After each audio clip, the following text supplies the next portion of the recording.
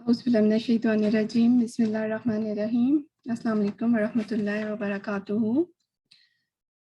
हम लोग हज़रत आदम अलैहिस्सलाम की पैदाइश के किस्सा पढ़ रहे थे।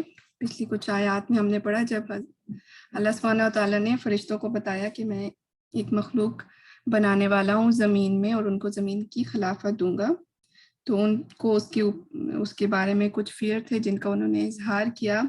फिर अल्लाह सुब्हानहू व तआला ने उसको दलाइल के ज़रिए उनको वाज़ह किया कि इंसान फ़साद का सिर्फ़ एक छोटा-सा पहलू है, लेकिन इल्म की वजह से और अच्छे साले इंसान भी होंगे इनमें से। तो फिर फरिश्तों को हज़रत आदम अलैहिस्सलाम के सामने सजदे का हुक्म दिया गया। सब ने सजदा किया, लेकिन इब्लीस ने नहीं किया अपने तकब्बुर और गुरूर की वजह से। उसने कहा क्योंकि मुझे जो है वो आग से बनाया गया है और आदम को मिट्टी से बनाया गया है, तो इसलिए मैं इससे बेहतर हूँ। आयत नंबर 35 के हमने रूट वर्ड्स तो उस दिन देख लिए थे। अब हज़रत आदम को पहले जन्नत में रखने का मकसद क्या था, इम्तिहान वहाँ पर क्यों रखा गया शुरू में? असल में ये बात बतानी थी कि बेसिकली इंसान जो है वो है तो जन्नत के लायक, उसको बनाया जन्नत के लिए ही गया है, लेकिन उसको एक इम्तिहान में डालना मकसूद है। दुनिया में भी वो एक इम्तिहान में होगा।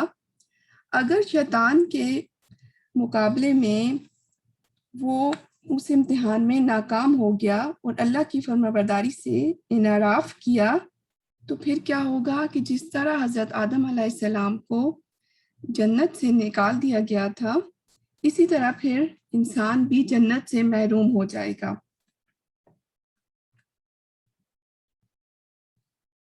सूरत अहज़ाब में भी एक जगह पे अल्लाह सुब्हानहू व तआला ने हमें तकरीबन आखिरी आयत में लास्ट आयत में ये बताया है कि अल्लाह ने अपनी तमाम मखलूक को एक जगह पर इकट्ठा किया, जिनमें पहाड़ थे, ज़मीन थे, इंसान और वल्लाह आलम कौन-कौन सी मखलूक थी, और उनके सामने एक बार अमानत रखा गया, यानी कि अपनी फ्री विल के साथ ज़मीन में जाके एक इम्तिहान में डाला जाना, और फिर जो कामयाब होंगे इम्तिहान में और अल्लाह के हुक्म अपनी मर्ज़ी के मुताबिक अल्लाह के हुक्म के मुताबिक चलेंगे, तो उनके लिए इनाम होगा जन्नत का, और जो इसमें नाकाम हो जाएंगे उनके लिए जहन्नम होगी। तो वहाँ पर बाकी सब मखलूक जो कि डर गई, उसमें यह है कि पहाड़ भी डर गए और इस बारे अमानत को नहीं उठाया, उन्होंने इनकार कर दिया। लेकिन इंसान अपनी नादानी की वजह से उसने कहा कि मैं इस इम्तिहान में पढ़ूंगा और ये इम्तिहान दूंगा। तो जो हम इस दुनिया के इम्तिहान के लिए आए हैं, तो वो हमने खुद इसको एक्सेप्ट किया था। तो अल्लाह ताला ने उस वक्त फरमाया था कि इंसान बड़ा ही ज़लूमन जहूला, एक तो वो अपने ऊपर उसने जुल्म किया, इतनी बड़ी अमानत लेकर इतने बड़े इम्तिहान में अपने आप को डालकर, और नादान भी था कि उसने उसको अंडर एस्टिमेट किया, उसने जज नहीं किया कि वो कितने बड़े इम्तिहान में जाने वाला है। तो फिर हज़रत आदम से कहा गया कि तुम और तुम्हारी बीवी जो है वो कुछ अरसे के लिए टेम्पररी जन्नत के अंदर रहो, और जहाँ से भी चाहो, रगदन हैसो शैतुमा। हैसो का मतलब होता है कि तुम अपनी मर्जी से जिस वक्त जो मर्जी खाना चाहो, तुम लोगों की अपनी मर्जी है, खाओ पियो, लेकिन अब यहाँ पे तुम्हें एक इम्तिहान में डालना है। ये एक टेस्ट था कि इंसान किस तरह से दुनिया के इम्तिहान से पैर में डाले जाने से पहले, क्योंकि ये फैसला तो हो चुका था कि उसको दुनिया में ही भेजा जाना है, लेकिन उससे पहले एक और इम्तिहान से गुजारा गया कि इस दरख्त के पास नहीं जाना। वो कौन सा दरख्त था इसके बारे में तो इतना कोई क्लियर नहीं है। अगर तुम इस दरख्त के पास चले गए, इसका फल खा लिया, तो तुम क्या होगा कि जालिमों में से हो जाओगे। जुल्म, अब यहाँ पे जुल्म किस मैनी में यूज हुआ है? जुल्म का मतलब होता है किसी चीज की हक तरफी करना। जालिम उसको कहते हैं जो किसी चीज की हक तरफी करने वाला होता है, और जुल्म किसी चीज को उसकी जगह से हटा देना, जैसे किसी चीज को अपग्रेड कर देना या लो ग्रेड कर देना। जैसे इंसानों के बारे में भी इस बात को हम समझते हैं कि अगर किसी अंबिया को हम ऊपर का दर्जा दे दें और उन्हें बिल्कुल ही अल्लाह के करीब ले जाएं, या नीचे के کر دیں، ڈاؤن گریڈ کر دیں اور عام انسانوں کی طرح لینا شروع کر دیں. تو کسی بھی چیز کو اپنی جگہ سے ہٹا دینے کو ظلم کہتے ہیں. ظلم اللہ کے حق میں بھی ظلم ہو سکتا ہے اور بندوں کے درمیان بھی ظلم ہو سکتا ہے. اس طرح جیسے اللہ کے حق میں کیسے ظلم کیا جاتا ہے کہ اللہ کی عبادت ٹھیک طریقے سے ہم نہ کریں جیسے کہ کرنے کا حق ہے، اور انسانوں کو ان کا مقام نہ دیں، اپنے ماں باپ کو جو ان کا مقام ہے ان کو وہ نہ دیں. چیزوں کا بھی حق ہوتا ہے کہ کسی چیز کو اس کے اصل مقام پر نہ رکھنا. وقت کا غلط استعمال کرنا، وقت کو بھی اپنے جو اللہ نے ہمیں اس دنیا میں وقت دیا ہے اس کو ایسے ہی ادھر ادھر کی کاموں میں ضائع کر دینا. ہم ایک رسپانسبلٹی لے کے اس دنیا میں آئے ہیں، لیکن اگر ہم وقت کا صحیح استعمال نہیں کریں گے تو ہمیں اس کا بھی نقصان ہوگا. علم کا ضائع کرنا، علم کو صحیح استعمال نہیں کرنا، تو ہر چیز جو بھی چیز ہو اس کو اگر آپ اس کے جو بھی اس کی متعین کام ہے اس کے مطابق استعمال نہیں کریں گے تو وہ ظلم ہوگا. مولانا مودودی رحمہ اللہ تعالیٰ نے اپنی تفسیر جو ہے ان کی اس میں لکھا ہے کہ اللہ کی نافرمانی کے جو ہے اس سے مراد ہے ان کے 3 بنیادی حقوق کی تلفی ہے. ایک تو خدا کا حق، اللہ کی نافرمانی، اللہ کے حکم کو نہ ماننا، کیونکہ جس ذات نے ہمیں پیدا کیا اگر ہم اسی کا حکم نہیں مانیں گے تو یہ اللہ کے حق کی ناتلفی ہوگی، اللہ کے حق کی تلفی ہوگی. اور دوسری چیز جو ہے وہ ہے جو چیزیں ہمیں اللہ نے دی ہیں انہیں اللہ کے نافرمانی میں استعمال کرنا، یعنی کہ یہ جسم جو ہمیں اللہ نے دیا ہے اس کو اللہ کی نافرمانی میں استعمال کرنا، اور جو ہمارے ارد گرد انسان ہیں ان کی حق تلفی اور اشیاء کو جس طرح ان کو استعمال کرنا چاہیے اس طریقے سے استعمال نہیں کرنا. اس کے علاوہ 3rd نمبر پہ ہے اپنی ذات کا حق. تو ہمیں اپنی ذات کا ہم پہ کیا حق ہے، ہمیں اس کو تباہی سے بچائیں، جہنم کے عذاب سے بچائیں. اللہ تعالیٰ نے کہا ہے نا اپنے آپ کو اور اپنے بچوں کو جہنم کی عذاب سے بچاؤ. تو اپنی ذات کا ہم پر یہ حق ہے کہ ہم اس کو تباہی سے بچائیں. تو یہ ہم نے ظلم کے بارے میں تھوڑا سا ڈیٹیل سے پڑھا ہے. آگے ہے کہ آگے ہم اس کی پہلے روٹ ورڈز کو دیکھ لیتے ہیں. فَأَزْدَلَهُمَا زال لام، اور لام اس کا روٹ ورڈ ہے پھسلنا، بے ارادہ قدم کا پھسل جانا. شیطان نے انہا اس سے، فَأَخْرَجَهُمَا، ہما دونوں کے لیے یوز ہوتا ہے، تسنیہ کا صیغہ ہے. خیر رے اور جیم اس کا روٹ ورڈ ہے، پس اس کو نکلوا دیا، یعنی کہ ان دونوں کو، حضرت آدم اور حضرت حوا کو. مما اس میں سے، کانا تھے وہ دونوں، فیہ جس میں، وَقُلْنَا اور ہم نے کہا. اب نہ ہم اور کال سے ہے، کل کا ورڈ یوز ہوا ہے، واؤ اس میں سے ڈراپ ہوا حروف علت ہے بتو، ہے بے اور توئیں اس کا روٹ ورڈ ہے اوپر سے نیچے آنا، کہیں اوپر جگہ سے نیچے آنا. بعد و قوم تمہارے لیے، اور بعد بے آئین اور دعات اس کا روٹ ورڈ ہے. بعض مطلب کہ حصہ کو کہتے ہیں، لبادن اور بعض کا عدوون دشمن. آئین دال اور واو اس کا روٹ ورڈ ہے. اس کا اپوزٹ دوست ہوتا ہے، بدخواہ جو آپ کا خیر خواہ نہ ہو اس کو بدخواہ کہتے ہیں. برا سوچنے والا، کسی کے بارے میں بری تعبیر کرنے والا، پلاننگ کے ساتھ برائی کرنے والا. وَلَكُمْ اور تمہارے لیے، فی الارض یہ ہم پہلے بھی پڑھ چکے ہیں، زمین میں، مستقر، یہ کاف رے اس کا مطلب ہوتا ہے ٹھکانہ یا تھوڑی دیر کے لیے قرار پکڑنا کسی جگہ پر. وَمَتَاعٌ میم تے اور آئین اس کا روٹ ورڈ ہے فائدہ اٹھانا، کوئی استعمال کی چیز. متاع الغرور بھی ہوتا ہے، متاع دنیاوی دھوکے کا سامان کے لیے استعمال ہوتا ہے. الہین ایک وقت مقرر تک.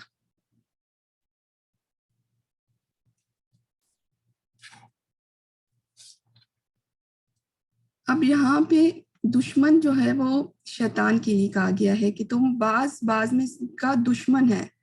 تو یہاں پہ حضرت آدم اور حوا کے لیے نہیں یوز ہوا ہے کہ آپ آپس میں، انسان آپس میں دشمنوں کے لیے نہیں یوز ہوا ہے، انسان اور شیطان کے درمیان کی دشمنی یہاں پر مراد ہے. جو کہ ہے بعض تم میں سے بعض کے دشمن ہوں گے. ایک جگہ اللہ سبحانہ و تعالیٰ نے فرمایا ہے کہ فَقُلْنَا يَا آدَمَ إِنَّ هَذَا عَدُوٌّ لَكَ وَزَوْجُكَ فَلَا يُخْرِجُنَّكُمَا مِنَ الْجَنَّةِ فَتَشْقَىٰ. کہ ایسا نہ ہو، ہم نے کہا آدم سے کہ یہ جو ہے تمہارا دشمن ہے اور تمہاری بیوی کا، اور یہ تمہیں ایسا نہ ہو کہ جنت سے نکلوا دے اور تم پھر مصیبت میں پڑ جاؤ. یعنی کہ جنت میں جو بھی سہولتیں تمہیں میسر ہیں ان سے تمہیں وہاں سے نکلوا دے.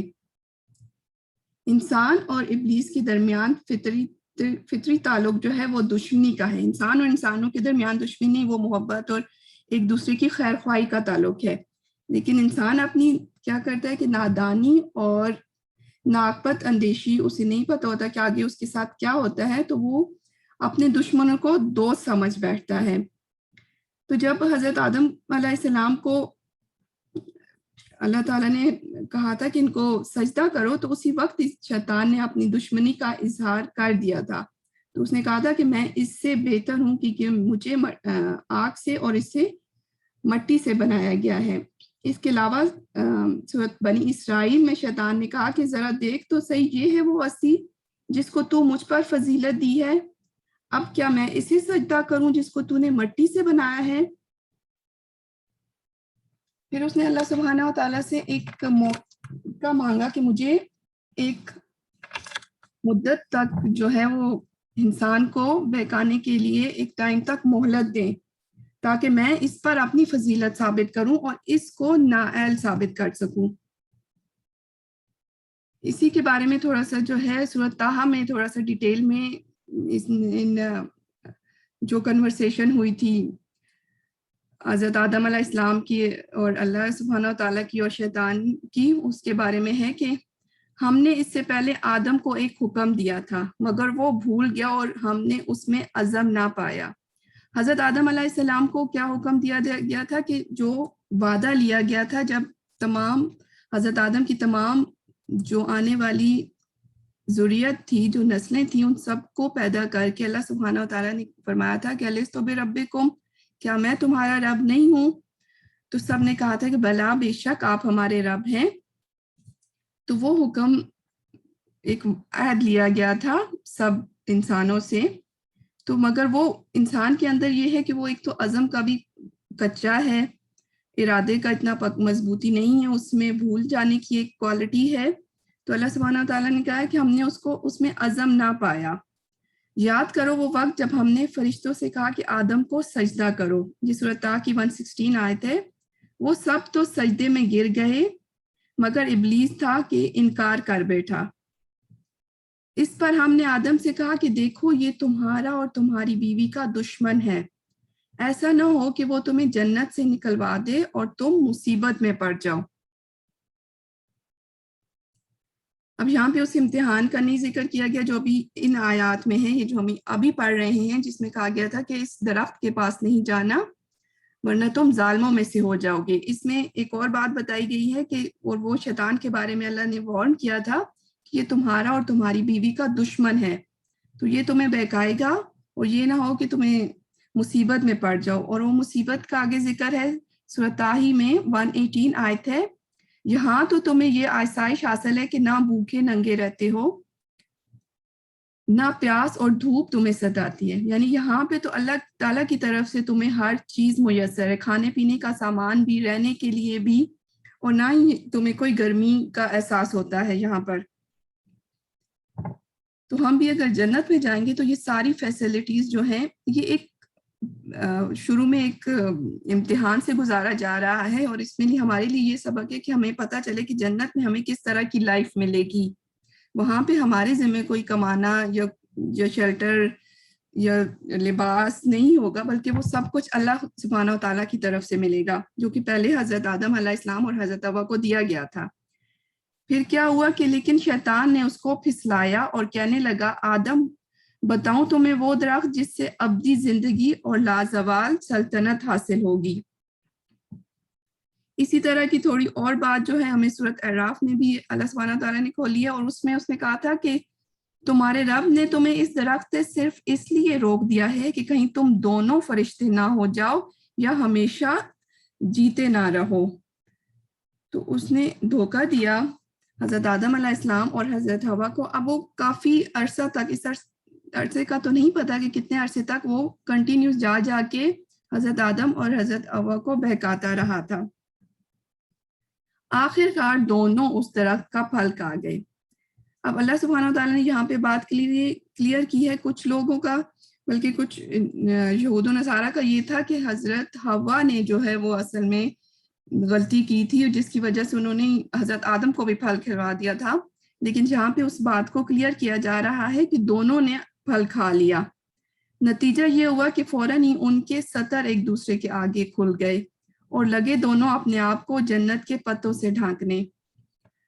آدم نے اپنے رب کی نافرمانی کی اور راہ راست سے بھٹک گیا۔ پھر اس کے رب نے اسے برگزیدہ کیا اور اس کی توبہ قبول کی اور ہدایت بخشی۔ اس کا یہاں پر ذکر ہے کہ فَتَلَقَ آدَمُ، یہ آیت نمبر ہے 37، من ربہ، پھر حضرت آدم نے اپنے رب سے کچھ کلمات سیکھے، اور وہ کلمات کیا تھے جو کہ ہمیں حضرت آدم علیہ السلام کی دعا ہے کہ ربنا ظلمنا انفسنا وَإِن لَّمْ تَغْفِرْ لَنَا وَتَرْحَمْنَا لَنَكُونَنَّ مِنَ الْخَاسِرِينَ، بے شک ہم نے اپنی جانوں پر ظلم کی، اگر تم ہم پر رحم نہیں کرو گے اور ہمیں بخش نہیں دو گے تو ہم نقصان اٹھانے والوں میں سے ہو جائیں گے۔ اچھا، آیت نمبر 37 پہ ہم اس کی تھوڑے روٹ ورڈز پہلے دیکھ لیں کہ یہ جو فتلقہ کا ورڈ ہے اس میں ہے تے، لام اور کاف، اس کا مطلب ہے قبول کرنا، خوشی کے ساتھ، شوق کے ساتھ کسی چیز کو سیکھنا۔ اب حضرت آدم علیہ السلام کو اس بات کا تو احساس ہو گیا تھا کہ انہوں نے ایک غلطی کر دی ہے، تو اب انہیں کیا تھی؟ ندامت تھی کہ وہ اب اپنے رب کو کیسے راضی کریں گے۔ تو جب انسان اس دنیا میں کوئی غلطی کرے اور اس کو ساتھ میں ندامت بھی ہو جائے اور اپنے رب کو راضی کرنے کی خواہش بھی ہو جائے تو اللہ پھر اس کو خود بخود توبہ کی توفیق دے دیتے ہیں، اور ہمیں قرآن میں توبہ کرنے کے طریقے بھی اللہ سبحانہ و تعالیٰ نے سکھا دیے ہیں۔ فتلقہ، پھر سیکھے آدم نے من رب ہی، اپنے رب سے، کلمات، کلمہ سے ہے کاف لام میم، کوئی بھی بات جو ہم بامعنی بات جو ہمارے منہ سے نکلتی ہے وہ اس کو کلمہ کہتے ہیں۔ تو چند کلمات جو کہ ابھی ہم نے جو دعا پڑھی ہے جو حضرت آدم علیہ السلام کی دعا ہے، تو انہوں نے وہ دعا سیکھی اپنے رب سے۔ فتابہ جو ہے تے، واو اور بے، اس کا روٹ ورڈ ہے، اس کا مطلب ہوتا ہے مہربان ہونا، پلٹنا یا توجہ کرنا، کسی چیز کی طرف توجہ کرنا، پلٹ کے جانا۔ توبہ کا یہ مطلب ہے آپ نے غلطی کی اور واپس جا رہے ہیں اللہ کی طرف، علیہ، اس پر، انہو، بے شک، ہوا، وہی، التواب، بہت توبہ قبول کرنے والا ہے۔ یہ بھی توبہ سے تے، واو اور بے، اس کا روٹ ورڈ ہے، اور اس میں مبالغے کا صیغہ ہے کہ بہت بے انتہا توبہ قبول کرنے والا ہے، رحیم اور رحم کرنے والا ہے۔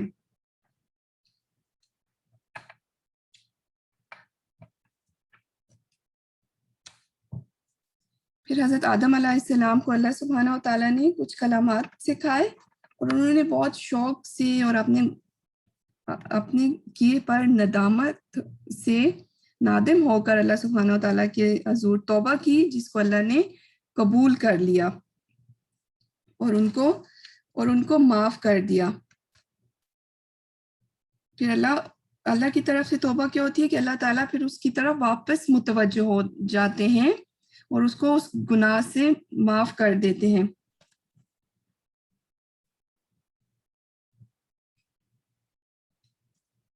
اب انسان اور اللہ کے درمیان جو توبہ کا طریقہ ہوتا ہے کہ اگر آپ نے کوئی ایسا گناہ کیا ہے جو اللہ کی نافرمانی کا گناہ ہے تو اللہ کو توبہ کرنی، لیکن انسان اور انسانوں کے درمیان جب کوئی اس طرح کا ظلم اور زیادتی کا معاملہ ہو جاتا ہے تو اگر آپ نے کسی کا اس میں توبہ یا اس میں رجوع کرنا یا اپنی واپس اس کو معاملے کو ٹھیک کرنے کا کیا طریقہ ہوتا ہے کہ اگر آپ نے کسی کا مال لیا ہے تو اس کو واپس کرنا ہے، کسی کا مال غصب کیا ہے اس کو واپس کرنا ہے اور اس انسان سے معافی مانگنی ہے. یہ ایک انسانوں اور انسانوں کے درمیان کس طرح سے ظلم و زیادتی یا گناہ کا کوئی کام ہو جائے تو اس کو ٹھیک کرنے کا کیا طریقہ ہے. جیسے قتل ہو جاتا ہے, اگر جو قاتل کے وارث ہیں, جو قتل ہوا ہے انسان, اس کے وارث اگر چاہیں تو معاف کر دیں, چاہیں تو اس کو سزا میں وہ بندہ بھی قتل ہو جائے, تو یہ پھر انسانوں کا معاملہ آ جاتا ہے. اب یہاں پہ ایک اور بات جو کلیئر کرنے والی ہے وہ اس بات کی تردید ہے کہ ہم جس ایک غلط عقائد یہ ہے یا نظریہ یہ ہے کہ گناہوں کا لازمی نتیجہ یہ ہوتا ہے کہ سزا دی جائے. تو ایسی بات نہیں ہے. جب انسان نادم ہو کر اللہ سے معافی مانگتا ہے تو اللہ بنا سزائے دیے اس کو معاف کر دیتے ہیں, پھر اس کو گناہ کی پوچھ نہیں ہوتی اس سے. تو اسی طرح جو بھلائی کی جزا اور برائی کی سزا کا جو کانسیپٹ ہے, اللہ کسی بھی بھلائی کی جزا جو ملتی ہے وہ نیت کے خالص ہونے پر ڈیپینڈ کرتی ہے, تبھی ایکسیپٹنس ملتی ہے. اللہ حکیم ہے, وہ حکمت سے ہر چیز کو دیکھتا ہے. اگر کوئی بھلائی کرتا ہے تو اس میں کیا, تو اس کی ایکسیپٹنس کا کیا کرائٹیریا اللہ کے ہاں, وہ اس انسان کی نیت ہے, ٹھیک ہے. اور اگر وہ نیکی دکھلاوے کے لیے کی ہوگی یا کسی انسان پہ احسان جتانے کے لیے کی ہوگی تو اس کو پھر ایکسیپٹنس نہیں ملے گی. تو برائی کی کیا کرائٹیریا ہے, اگر کوئی ہٹ درمی سے, تکبر سے, ایول پلاننگ کر کے کسی کے خلاف کوئی برائی کرے گا تو پھر اس کو اس پر سزا ملے گی. توبہ کا اصول ہم نے پڑھا ہے کہ ندامت, فوراً سے آپ نادم ہو جاتے ہو, آپ اللہ کی رضا کو واپس لینا چاہتے ہیں, نادانی میں کوئی گناہ کر دیتے ہیں, تو یہ تو اس دنیا میں بھی انسان سے ہوتے رہیں گے. ایسا نہیں ہے کہ انسان بالکل ہی گناہوں سے پاک یہاں پہ رہے گا. انسان سے نادانی میں گناہ ہوں گے, وہ ایول پلانر نہیں ہوگا, سوچ سمجھ کے کسی کے خلاف گناہ نہیں کرے گا, کوئی کسی کا حق نہیں مارے گا, ظلم نہیں کرے گا.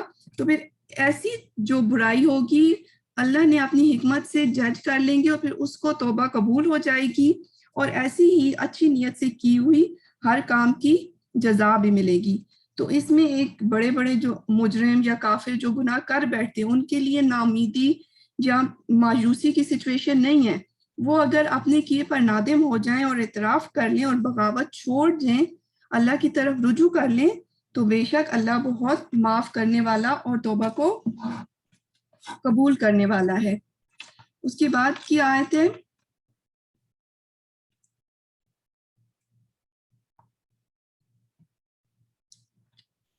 کل نہ بتو ہے بے, اس کا روٹ ورڈ ہے اتر جاؤ, منہا جمیعن, یہاں سے سب کے سب, جمع سے جیم اور میم آئین اس کا روٹ ورڈ ہے, سب کے سب, یعنی کہ شیطان بھی اور حضرت آدم اور حوا سب کو کہا گیا ہے. فَإِمَّا یاتینکم کا روٹ ورڈ ہے الف تے, اور یہ آنا, کسی چیز کا آنا تمہارے پاس. پھر اگر آئے تمہارے پاس منی, میری طرف سے, ہودن, کوئی ہدایت, فمن, تو جس نے, تبا, تے, بے اور آئین اس کا روٹ ورڈ ہے پیروی کرنا, پیچھے جانا, کسی چیز کے پیچھے لگ جانا. ولا خوفن, اور نہ خوف ہوگا, علیہم اس پر, ولا ہوم, اور نہ وہ یازنون غمگین ہوں گے. حزن سے ہے یہ زے, اور نون اس کا روٹ ورڈ ہے غم یا طبیعت پہ کا بے چین ہونا. ہم فیا خالدون, خے لام اور دال اس کا روٹ ورڈ ہے خلد سے, اور اس کا مطلب ہوتا ہے کہیں پہ ہمیشہ رہنا.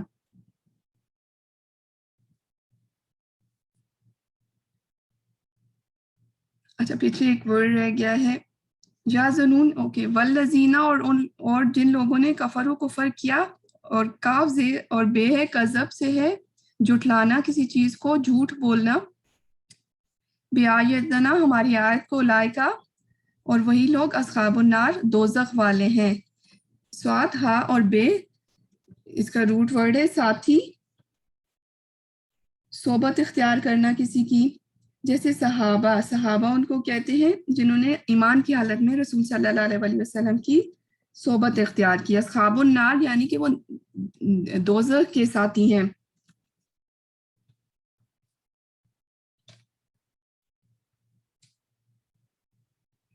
اب یہاں پہ اللہ سبحانہ و تعالیٰ نے پہلے جو ہے وہ پہلے بھی اللہ نے جنت سے نکلنے جانے کا حکم دیا تھا کہ تم لوگ سب یہاں سے چلے جاؤ. پھر کیا ہوا, وہ بظاہر لگ رہا تھا کہ جیسے کہ ایک سزا کے طور پر ہے, لیکن پھر حضرت آدم علیہ السلام نے نادم ہو کر انہوں نے اپنی کچھ کلامات سیکھ کے اللہ کے طرف رجوع کر لیا, تو اللہ سبحانہ و تعالیٰ نے انہیں معاف کر دیا. لیکن کیونکہ پہلے ہم نے پڑھا ہے کہ پیدا ہی انسان کو زمین کے لیے کیا گیا تھا اور زمین کی خلاوت کے لیے, اور امتحان ادھر اس کو امتحان کے لیے بھیجنا تھا. تو پھر اللہ سبحانہ و تعالیٰ نے ایک ٹیمپرری طور پر رکھا تھا اور ایک ٹیسٹ سے گزارا تھا. تو اس کے بعد سب کو کہا کہ اب سب تم لوگ چلے جاؤ, پھر جب تمہارے پاس, پھر اللہ سبحانہ و تعالیٰ نے کہا کہ ایسی بات نہیں ہے, کیونکہ انسان میں بھول جانے کا مادہ ہے. اس کے علاوہ انسان جو ہے وہ عزم کا اتنا مضبوط نہیں ہے. سم ٹائم عزم کی کمزوری ہو جاتی ہے, کسی چیز کا ارادہ کرتا ہے اور اس کا ارادہ بھی ٹوٹ جاتا ہے, بھول بھی جاتا ہے. تو اللہ سبحانہ و تعالیٰ نے کہا کہ تمہیں اکیلا نہیں چھوڑوں گا, بلکہ تمہیں اپنی طرف سے ایک خوشخبری ہے اس کے لیے اور اس کا حوصلہ بنانے کے لیے انسان کا, کہ میں اپنے انبیاء کو بھیجوں گا, ہدایت جو تمہیں بار بار ریمائنڈ کرائیں گے, تمہارے لیے ایک نصیحت لے کے آئیں گے. یہ تمہارے لیے ایک تسلی اور خوشخبری ہے کہ تمہیں اکیلا نہیں چھوڑا جائے گا, انبیاء آئیں گے اور تمہیں نیک راستے کی طرف رہنمائی تمہاری کریں گے. اور پھر کیا ہوگا کہ جو کوئی پیروی کرے گا, اب یہاں پہ ایک قانون بیان کر دیا گیا ہے کہ جو انبیاء کی سنے گا اور ہدایت کے راستے پر چلے گا تو اس کے لیے کیا ہوگا, وَلَا خَوْفٌ عَلَيْهِمْ وَلَا هُمْ يَحْزَنُونَ. اب یہ جو خوف اور حزن کی بات کی ہے, غم اور خوف کی بات کی گئی ہے, یہ دونوں کنڈیشن جو ہیں وہ جنت کے لیے خاص ہیں. کہ نہ جنت کے اندر جو ہے جب آپ آخرت میں جاؤ گے, آخرت کے دن کے لیے بھی یہ استعمال ہوتا ہے کہ قیامت کے دن کافی جگہوں پہ ہمیں پتہ چلا ہے کہ اس دن بھی جو لوگ متقین ہوں گے ان کے لیے نہ کوئی خوف ہوگا اور نہ ہی کوئی غمگین ہوں گے. تو انسان کو کس چیز کا خوف ہوتا ہے؟ موسٹلی انسان کو مستقبل کا خوف ہوتا ہے, اور اس کو غم کس چیز کا ہوتا ہے؟ جو پہلے کوئی بری کام اس سے ہو چکے ہوتے ہیں ان کا غم ہوتا ہے. لیکن جنت میں ایسا کوئی معاملہ نہیں ہوگا, نہ تو اس کو ماضی میں کوئی ایسا کام اس سے ہوا ہوگا کہ جس کو اس کو غم ہو, اور نہ مستقبل کا اس کو خوف ہوگا. ہر چیز اس کے لیے اللہ سبحانہ و تعالیٰ کی طرف سے, اس کو کھانا بھی ملے گا, رہائش بھی اچھی ملے گی, اور ہر چیز اس کو وہاں پہ اپنی مرضی سے انشاءاللہ ملے گی. اور اس کے علاوہ جو لوگ ہوں گے والذین کفروا, اور جھٹلائیں گے اور کفر کریں گے, تو پھر ان لوگوں کے ساتھ کیا معاملہ ہوگا کہ وہ جہنم میں ہمیشہ رہیں گے اور وہ دوزخ کے ساتھی ہوں گے.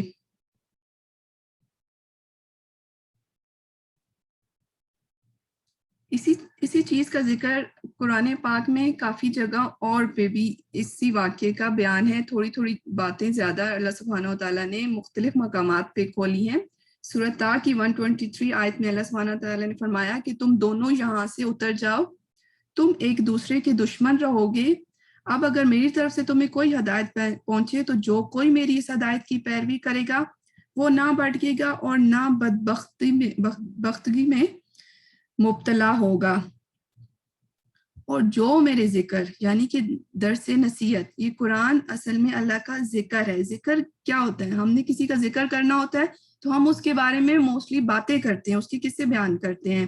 یہ نہیں ہوتا کہ اس کا نام لے کر اس کو 100 دفعہ پڑھ لیا یا 200 دفعہ پڑھ لیا. تو اللہ کا ذکر کا کانسیپٹ بھی ہم نے غلط لیا ہوا ہے. یہ قرآن اللہ کا ذکر ہے, اور اس میں جو بھی آیات احکامات کی آیات ہیں ان کو ایک دوسرے کو ریمائنڈ کرانا اور اللہ کے خوف, جہنم کے اور سزاؤں کے خوف سے ڈرانا ہی اللہ کا ذکر ہے. کیونکہ پیغمبروں کو بشیرم و نذیرہ, خوشخبری بھی دو اچھے لوگوں کو کہ وہ ان کو اچھا صلہ ملے گا, اور جو برائی کے راستے میں ان کو ڈراؤ, ہو سکتا ہے کہ وہ برائی کا راستہ چھوڑ کے واپس اچھائی پہ آ جائیں. اور جو میرے ذکر درس نصیحت سے منہ موڑے گا اس کے لیے دنیا میں تنگ زندگی ہوگی. اب اس تنگی کا یہ مطلب نہیں ہے کہ وہ یہاں پر کوئی مالی تنگی میں مبتلا ہوگا، نہیں، اس سے ذہنی سکون نہیں ہوگا، وہ خوش نہیں ہوگا. کافی انسانوں کے پاس دولت ہوتی ہے لیکن ان کو سکون زندگی میں نہیں ہوتا، اور کافی انسان غریب ہو کے بھی بہت پرسکون زندگی گزارے ہوتے ہیں. تو یہ تنگی اصل میں ذہن سے ریلیٹڈ ہے کہ ذہنی طور پر پرسکون اور اللہ کی نعمتوں سے جو ان کو ملنے والی ہوں گی ان سے پر امید ہو کر زندگی گزاریں گے. تو جو نصیحت سے منہ موڑے گا اس کے لیے دنیا میں تنگ زندگی ہوگی، بے چین ہوگا، کہیں پہ اس کو قرار نہیں آئے گا، خوف، وہ دنیا میں بھی خوف ہوگا اور پھر اس کو موت سے بھی خوف ہوگا. اور قیامت کے روز ہم اسے اندھا اٹھائیں گے. جس طرح اس نے دنیا میں اللہ کے احکامات سے اپنی آنکھیں بند کر لی، تو اللہ تعالیٰ نے فرمایا ہے کہ پھر وہ کیا کہے گا، وہ قیامت کے دن کہے گا کہ پروردگار دنیا میں تو میں آنکھوں والا تھا، یہاں مجھے اندھا کیوں اٹھایا ہے. اللہ تعالیٰ فرمائیں گے ہاں اسی طرح تو میری آیات کو جبکہ وہ تیرے پاس آئی تھی تو نے بلا دیا تھا، اسی طرح آج تو بلایا جا رہا ہے. تو پھر قیامت کے دن اللہ اس کو بلا دیں گے اور اس کو اندھا کر دیں گے. اسی طرح ہم حد سے گزرنے والے اور اپنے رب کی آیات نہ ماننے والے کو بدلہ دیتے ہیں. یہ دنیا میں بدلے کی بات ہو رہی ہے، اور آخرت کا عذاب زیادہ سخت اور زیادہ دیر پا ہے. یہاں پہ ہم آج کا سیشن ختم کرتے ہیں، اور اس سے ہم نے سیکھا کیا ہے کہ غلطی کر کے اکڑ نہیں جانا، جیسے کہ شیطان اکڑ گیا تھا اور ہمیشہ کے لیے دھتکارا گیا تھا، بلکہ انسان سے اس دنیا میں بھی غلطیاں ہوں گی. اصل چیز ہے کہ وہ ندامت اختیار کرے اور اللہ سے معافی مانگے اور آئندہ کے لیے اپنی اصلاح کر لے. ربنا تقبل منا انک انت السمیع العلیم وتب علینا انک انت التواب الرحیم. السلام علیکم ورحمۃ اللہ وبرکاتہ.